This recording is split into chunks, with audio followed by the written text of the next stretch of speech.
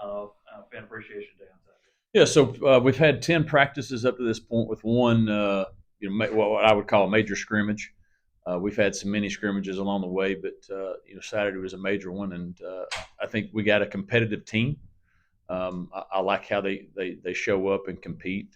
We've not had to prod or anything like that to get them to come out to practice. Not that anything's been perfect by any means, but I do think they like practice and they like ball. They do enjoy competing and getting better. So that's been a positive that we've learned about these guys through the first 10. Uh, this the rest of this week leading up to fan appreciation is a lot of time of increasing adversity. We've not had a lot of adversity from the good Lord as far as heat. So we've not had a lot of things that outside of the adversity that we can create to put more adverse situations. And so I think we've got to create some more there to see how we respond when things aren't going our way. I think that's the next step for this team is to make sure that we're not front runners, to make sure that we keep fighting and competing at the highest level, no matter circumstances. So, but I've been pleased with the way they've competed so far, and we've stayed mostly healthy up through 10 practices. There, we've had some usual nicks and things of that nature. But like where we're at, I think the next four practices as we get into fan appreciation and school starting. Once school starts, you'll start turning your attention to, your first opponent there. And so these next 4 to 5 practices will really determine, I think, how high the ceiling this can be for this team. We narrow down the quarterbacks to two or We've got we've the first 9 or so there. They weren't equal reps, but going forward, Vasco and Berger will be getting a majority of the reps, with Merdinger getting a decent amount as well. Those three we've narrowed down to those three with Vasco and Berger competing out for who will be the starter. as far as the rest of the offense, Coach Corn and some of the guys were saying that there was a faster install with the offense this year. But with so many new faces and the fluid depth charts, are you happy where the offense is right now? 10 practices in? Yeah, I think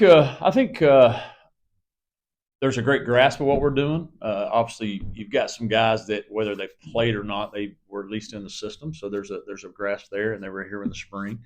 The summer's really helped with the guys on understanding and learning. I would say that our mental errors have not been near as much as they have in the past.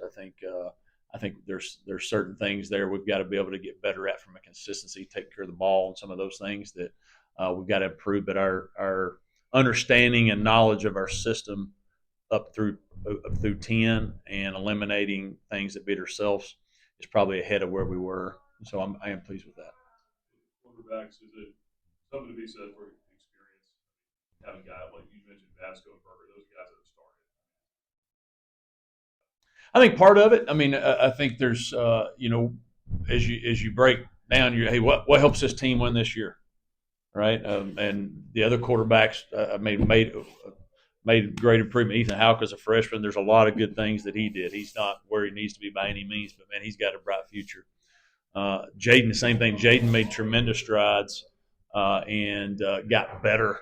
Jaden missed spring, so it really set him back, and he really came back, and I thought had a good fall camp. But from a consistency standpoint, understanding what you got to do every down, not quite there yet.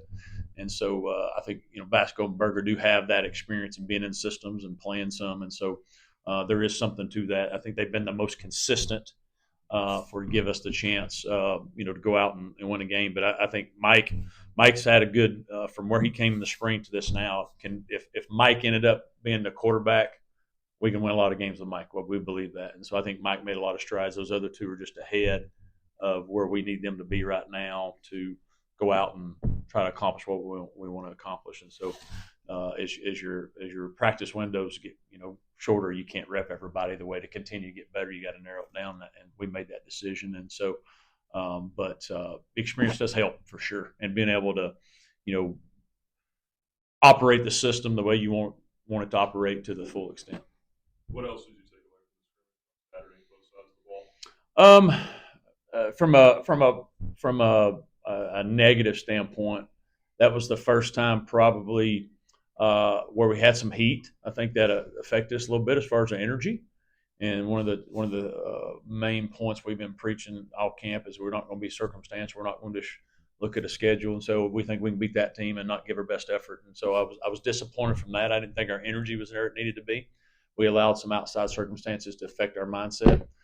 As far as from another thing, there's the first time having officials, so we had some little bit more foolish and penalties that you want to avoid from whether that's we had a couple of times where we had a receiver covering up another receiver, little things of that nature that you can't do.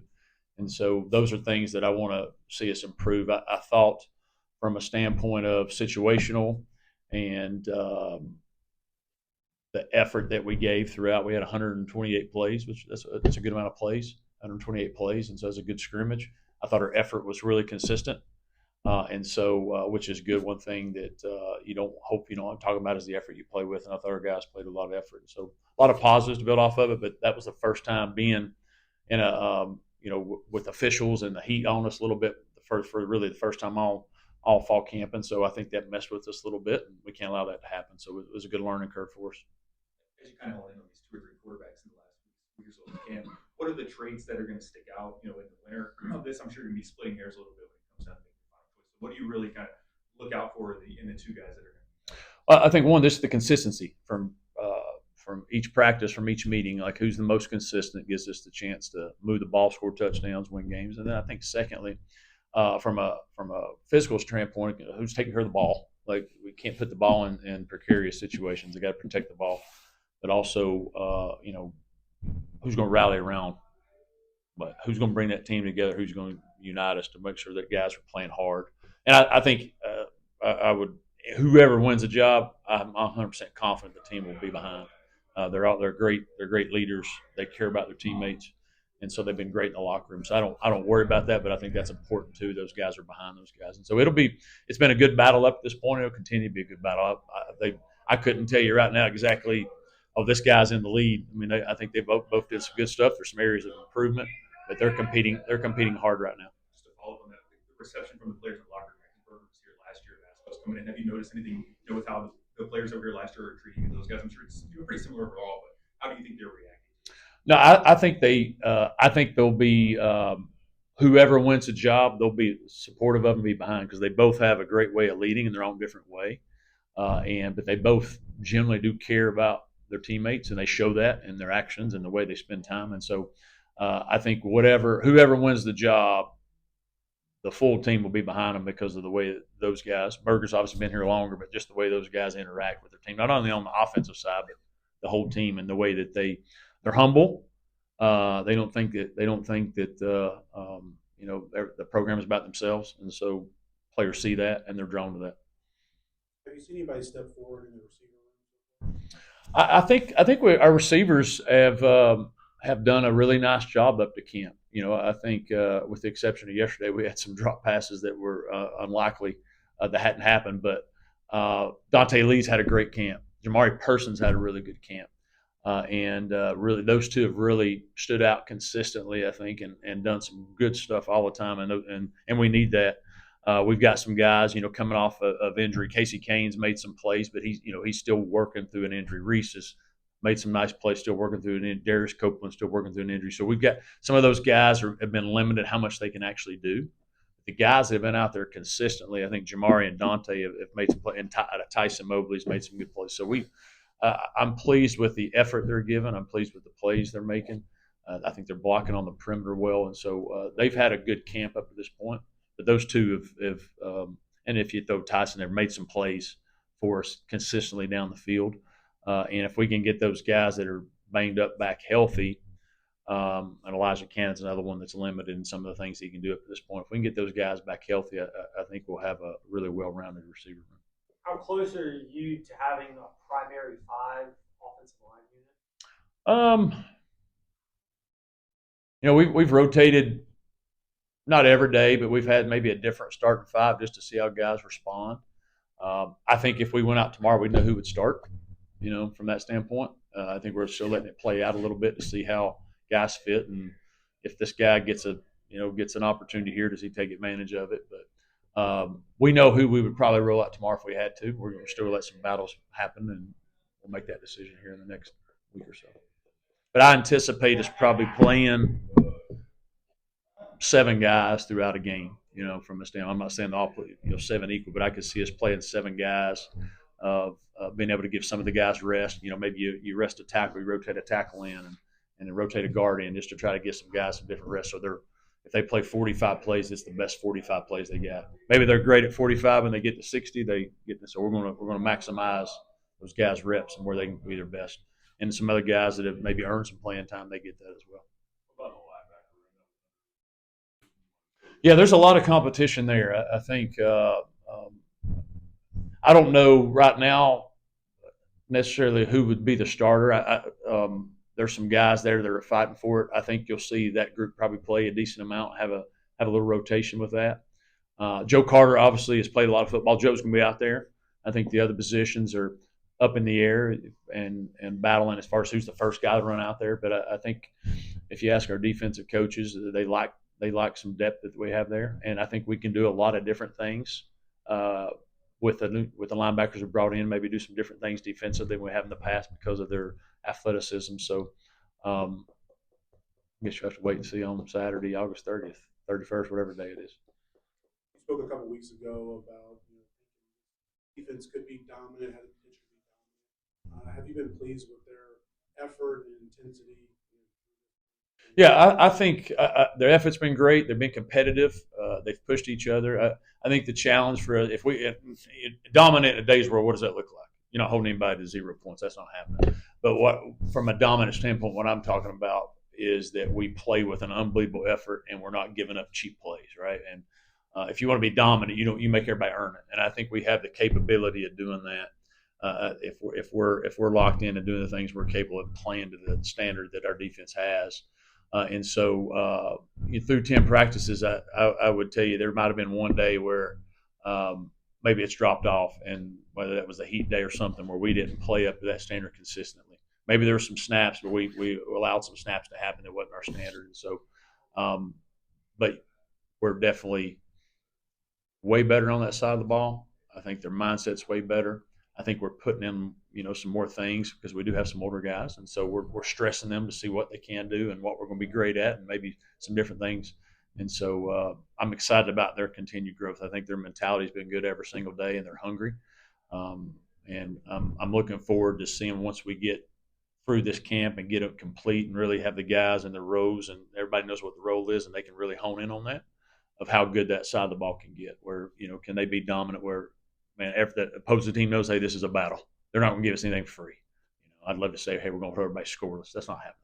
But can we go out there and make it a battle? And I think this team has the mindset and the capability of doing that. What you used here yesterday, talking about the defensive line, you said envisions guys playing like 20, 25 snaps. Or it's going to be a game this year. Is that a product of last year, just kind of seeing so many guys playing a lot of reps, or is it just kind of a product of the personnel you feel good about the coaches you have in this spot? Well, I think if guys earn it by their play in practice, then you want to give them the opportunity to do that in a game, right? And so I do think we have some depth. You're not just going to play because you're depth. You got to earn that role, what that looks like. But I do think we have enough guys in our front 7 where there can be some type of rotation. What's that? I'm not saying it's even or anything like that, but where you feel like, hey, if this guy goes in, there's not much of a drop off from that standpoint. And so I do think there's an opportunity there. I think the challenge has got to be is, if it's you're getting 25 plays, man, we got to have the best 25 you got, right? It can't be, you play 25 and you play pretty good 15 and you stink on 10. Well, then we're not very good. And so that's going to be the challenge is you're not guaranteed whatever reps, whatever you get, you better maximize those and make the most of them. Because that's how, 1, you keep your reps, and 2, you hopefully gain more because when you go out there and do it and you show you can do it consistently. What happens in a scrimmage as opposed to a practice is, practice is very contained as far as segments of it. So, hey, this situation, and so we're working this specific situation. But you can be locked in on that specific situation because it's a third down situation. All we're doing is third down. But when you're in a scrimmage and it's first down and second down, it's third and long, third short, it's fourth down. Now, a lot of different things you got to think about. Can you produce when it's not a special situation that you know what's coming? And so I think that showed up in the scrimmage a little bit with some guys. And so that's the next area that we got to improve on. Outside of Saturday, do you have another scrimmage We do some mini ones sort of throughout practice where we have a little 10-minute, 15-minute, whatever it may be, just doing some things. The fan appreciation, it'll be a mini version of that, but we don't do a lot from a standpoint of all kinds of different situations and during that. So with this, yesterday we did a decent amount, and today, tomorrow, Thursday will be a lot of different mini scrimmages to continue to put guys in situations to see how they respond. Yesterday was the first one after the scrimmage, as far as here's 15 minutes to see what happens, and we had some drives, and so we'll continue to do that. And then Saturday, it'll be like a dress rehearsal from a standpoint of this is where we sit on the bench. This is where you go after the quarter. Getting some new guys, understanding of that because it is new for them, and we'll obviously go out and practice. But it'll be minimal as far as some situations and specific stuff. So we're going to get a lot of that done this week. Coach, what's your assessment of your running I think we've got a talented group. We're very inexperienced, and so that's the piece that when the lights are on, who's going to show up and who's going to consistently do what they need to do. You obviously feel like Juju's got a chance to be a really good player. Vaughn's got a chance, or our blue-gray backfield there's got a chance to be pretty solid. But both of them have not played tons of football, at least in the position, right? And then you got some young redshirt freshmen, Caden, and then Evan Dickens came in. Evan had a really good scrimmage, and so we got some guys that I think that are very capable, and I think we can be a surprise to that because I think everybody thinks it's going to drop down because we lost, and we did. And we have a high standard for our running backs, from what we do, and so there's a standard those guys know they got to live up to. But I've been pleased. Early on, we had some issues with holding on to the ball, and that's one thing that we obviously can't have. And so they've improved that the last several practices. But I think that's going to be the key. Who do we trust in there that's going to take care of the ball? Who do we trust is going to pick up the blitz? I think anybody can run it, but who do we trust can do that complete player? And I think that's going to be maximizing who's in there when we need to be. That's going to be the challenge for Coach Isaac as we continue to go through this. All right, Coach. Thanks for your time.